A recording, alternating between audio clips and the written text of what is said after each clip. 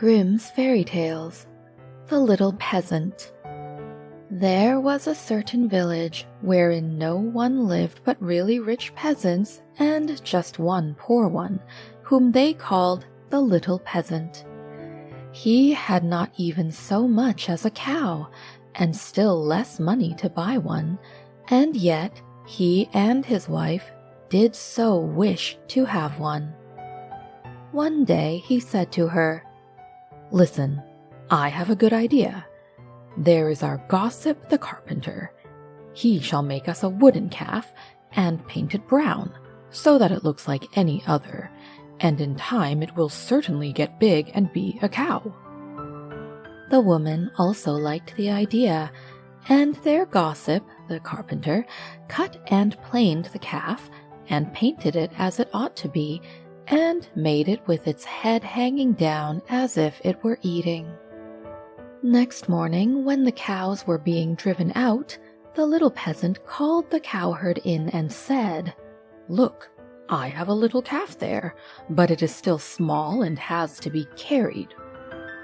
The cowherd said, "All right," and took it in his arms and carried it to the pasture and set it among the grass.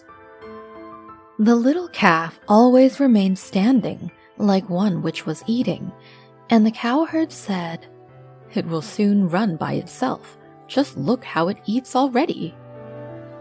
At night, when he was going to drive the herd home again, he said to the calf, "If you can stand there and eat your fill, you can also go on your 4 legs.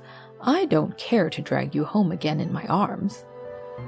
But the little peasant stood at his door and waited for his little calf, and when the cowherd drove the cows through the village and the calf was missing, he inquired where it was. The cowherd answered, "It is still standing out there eating. It would not stop and come with us."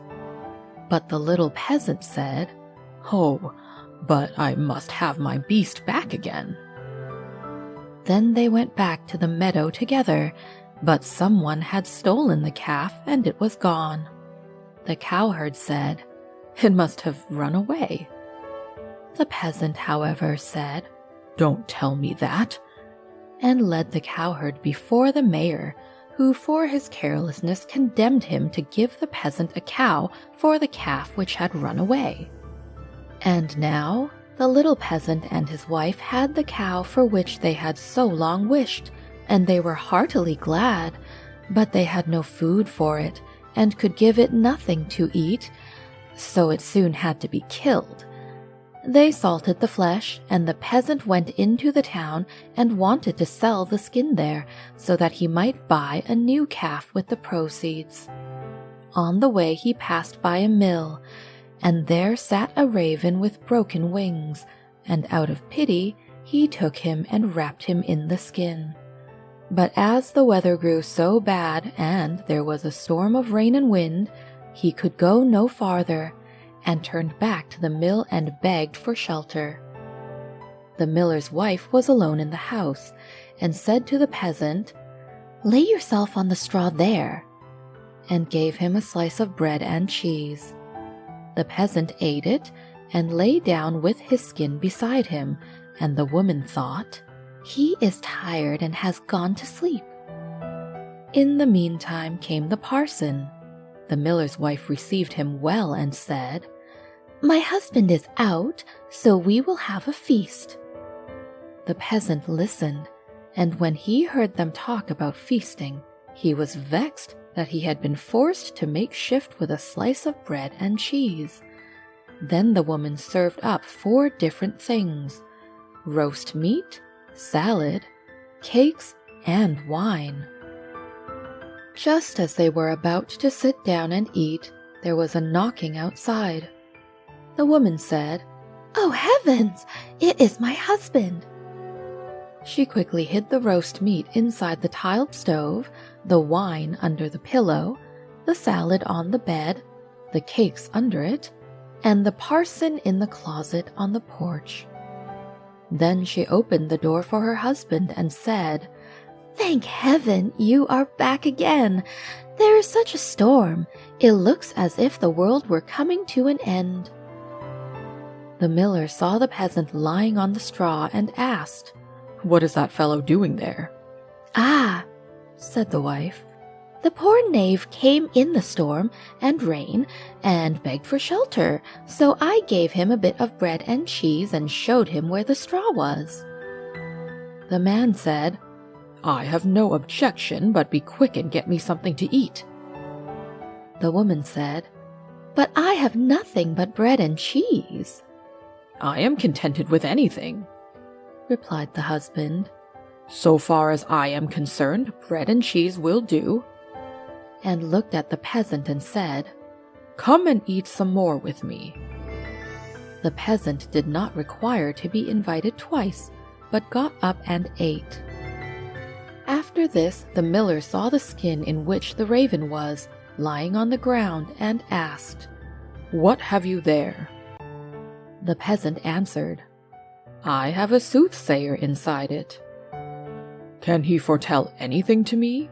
said the miller. "Why not?" answered the peasant. "But he only says 4 things, and the 5th he keeps to himself." The miller was curious and said, "Let him foretell something for once." Then the peasant pinched the raven's head so that he croaked and made a noise like "Kurr, kurr." The miller said, "What did he say?" The peasant answered, "In the first place, he says that there is some wine hidden under the pillow." "Bless me!" cried the miller, and went there and found the wine. "Now go on," said he. The peasant made the raven croak again and said, "In the second place, he says that there is some roast meat in the tiled stove." "Upon my word!" cried the miller, and went thither, and found the roast meat. The peasant made the raven prophesy still more, and said, "Thirdly, he says that there is some salad on the bed." "That would be a fine thing," cried the miller, and went there and found the salad. At last the peasant pinched the raven once more till he croaked and said, "Fourthly, he says that there are some cakes under the bed." "That would be a fine thing," cried the miller, and looked there and found the cakes. And now the two sat down on the table together, but the miller's wife was frightened to death and went to bed and took all the keys with her. The miller would have liked to know the 5th, but the little peasant said, "First we will quickly eat the 4 things, for the 5th is something bad." So they ate, and after that they bargained how much the miller was to give for the 5th prophecy, until they agreed on 300 thalers. Then the peasant once more pinched the raven's head till he croaked loudly. The miller asked, "What did he say?" The peasant replied, "He says that the devil is hiding outside there in the closet on the porch." The miller said, "The devil must go out," and opened the house door. Then the woman was forced to give up the keys, and the peasant unlocked the closet. The parson ran out as fast as he could, and the miller said, "It was true. I saw the black rascal with my own eyes." The peasant, however, made off next morning by daybreak with the 300 thalers. At home, the small peasant gradually launched out.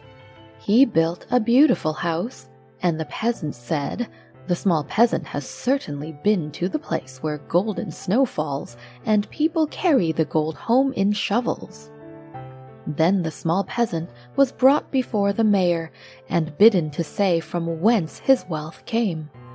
He answered, "I sold my cowskin in the town for 300 thalers. When the peasants heard that, they too wished to enjoy this great profit, and ran home, killed all their cows, and stripped off their skins in order to sell them in the town to the greatest advantage. The mayor, however, said, "But my servant must go first." When she came to the merchant in the town, he did not give her more than 2 thalers for a skin, and when the others came, he did not give them so much, and said, "What can I do with all these skins?" Then the peasants were vexed that the small peasant could have thus outwitted them, wanted to take vengeance on him, and accused him of this treachery before the mayor. The innocent little peasant was unanimously sentenced to death, and was to be rolled into the water in a barrel pierced full of holes. He was led forth, and a priest was brought who was to say a mass for his soul. The others were all obliged to retire to a distance, and when the peasant looked at the priest, he recognized the man who had been with the miller's wife. He said to him, "I set you free from the closet. Set me free from the barrel." At this same moment up came, with a flock of sheep, the very shepherd whom the peasant knew had long been wishing to be mayor. So he cried with all his might, "No, I will not do it. If the whole world insists on it, I will not do it." The shepherd, hearing that, came up to him and asked, "What are you about? What is it that you will not do?" The peasant said, "They want to make me mayor, if I will but put myself in the barrel, but I will not do it." The shepherd said, "If nothing more than that is needful in order to be mayor, I would get into the barrel at once." The peasant said, "If you will get in, you will be mayor." The shepherd was willing and got in, and the peasant shut the top down on him. Then he took the shepherd's flock for himself and drove it away. The parson went to the crowd and declared that the mass had been said. Then they came and rolled the barrel towards the water. When the barrel began to roll, the shepherd cried, "I am quite willing to be mayor." They believed no otherwise than that it was the peasant who was saying this, and answered, "That is what we intend, but first you shall look about you a little down below there." And they rolled the barrel down into the water. After that, the peasants went home, and as they were entering the village, the small peasant also came quietly in, driving a flock of sheep and looking quite contented. Then the peasants were astonished and said, "Peasant, from whence do you come? Have you come out of the water?" "Yes, truly," replied the peasant. "I sank deep, deep down, until at last I got to the bottom.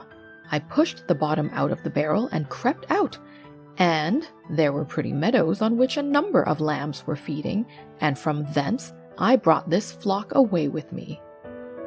Said the peasants, "Are there any more there?"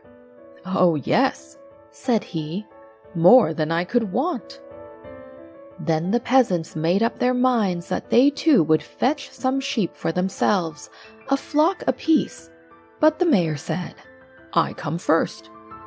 So they went to the water together, and just then there were some of the small fleecy clouds in the blue sky, which are called little lambs, and they were reflected in the water, whereupon the peasants cried, "We already see the sheep down below."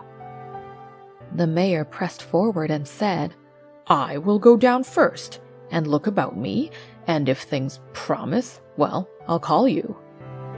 So he jumped in. Splash went the water.